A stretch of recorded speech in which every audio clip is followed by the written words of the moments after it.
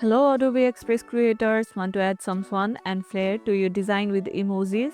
Let me show you how to easily add them. Let's go. First, open the Adobe Express app and create a new project or open an existing design.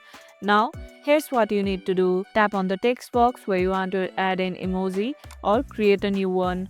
Once your text box is active, type in the emoji you want to add and it will appear in your text box. You can resize, reposition, or change the color of your emoji to match your design. Emojis can give your design an extra burst of personality and expression. If you can't find the emoji icon, try switching your keyboard layout to the one that includes emojis or use the search bar in the emoji menu to find specific emojis.